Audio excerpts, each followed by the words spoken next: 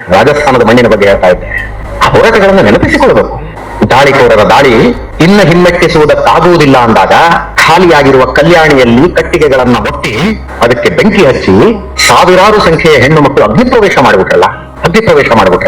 ಅಂಥದ್ದೊಂದು ನಿರ್ಧಾರವನ್ನ ಅವತ್ತು ಆಗಿನ ಕಾಲದಲ್ಲಿ ಅವರು ತೆಗೆದುಕೊಂಡಿರದೇ ಹೋಗಿದ್ದರೆ, ಆಯ್ತು ದಾಳಿ ಮಾಡ್ತೀರಾ ಸರಿ ಮಾಡಿ, ನಮ್ಮ ಗಂಡಂದ್ರ ಸೋತ್ರ ಸರಿ, ನಾವು ನಿಮಗೆ ಪತ್ನಿಯರಾಗಿರ್ಬೇಕಾ ಉಪಪತ್ನಿಯರಾಗಿರ್ಬೇಕಾ ಅದಕ್ಕೆ ನಾವು ತಯಾರಾಗಿದ್ದೇವೆ ಅಂತ ಹೆಣ್ಣು ಮಕ್ಕಳು ಹೊರಟು ಬಿಟ್ಟಿದ್ದರೆ ಇವತ್ತು ಈ ದೇಶ ಏನಾಗಿರ್ತಿತ್ತು? 1947ರಲ್ಲಿ 2 ಪಾಕಿಸ್ತಾನಗಳು ಒಡೆದೋದ್ವಲ್ಲ, ಈಸ್ಟ್ ಪಾಕಿಸ್ತಾನ್ ಮತ್ತು ವೆಸ್ಟ್ ಪಾಕಿಸ್ತಾನ್. ಈಸ್ಟ್ ಪಾಕಿಸ್ತಾನ ಲೆಕ್ಕದಲ್ಲಿ ರಾಜಸ್ಥಾನ ಹೋಗಿರ್ತಿರ್ಲಿಲ್ವ? ಅಂಥ ಶೂರರ ಕಾರಣಕ್ಕಾಗಿ, ವೀರರ ಕಾರಣಕ್ಕಾಗಿ ಇವತ್ತು ಈ ಸಂಸ್ಕೃತಿ ಉಳ್ಕೊಂಡಿದೆ.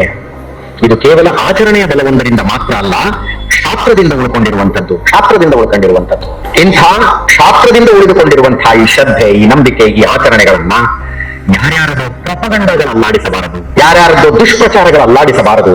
ಭಾರತಕ್ಕೆ ಸ್ವಾತಂತ್ರ್ಯ ಬಂದ ನಂತರ ಈ ದೇಶದ ಯುವಕ ಯುವತಿಯರು, ಬಾಲಕ ಬಾಲಕಿಯರು ಏನನ್ನು ಓದಬೇಕು, ಯಾವುದರ ಬಗ್ಗೆ ಚಿಂತನೆ ಮಾಡಬೇಕು, ಅವರು ಮುಂದೆ ದೊಡ್ಡವರಾದ ನಂತರ ಯಾವ ಮನಸ್ಥಿತಿಯಲ್ಲಿ ಇರಬೇಕು ಅನ್ನುವುದನ್ನು ನಿರ್ಧರಿಸೋದಕ್ಕೆ ಒಂದು ವ್ಯವಸ್ಥೆ ಬಂತು.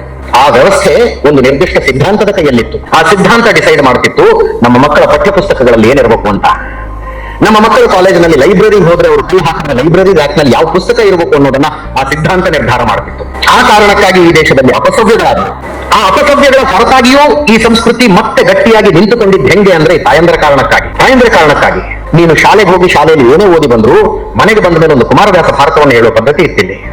ಅಜ್ಜಿ ಕೂಡಿಸ್ಕೊಂಡು ರಾಮಾಯಣ ಮಹಾಭಾರತದ ಕಥೆಗಳನ್ನು ಹೇಳುವ ಪದ್ಧತಿ ಇತ್ತು. ರಾಮ ಯಾಕೆ ಶ್ರೇಷ್ಠ, ಕೃಷ್ಣನ ಲೀಲೆಗಳೇನು ಅಂತ ಹೇಳುವಂತಹ ವ್ಯವಸ್ಥೆ ಕುಟುಂಬದಲ್ಲಿದ್ದ ಕಾರಣಕ್ಕಾಗಿ ಅದು ಗಟ್ಟಿಯಾಗಿ ನಿಂತಿತ್ತು.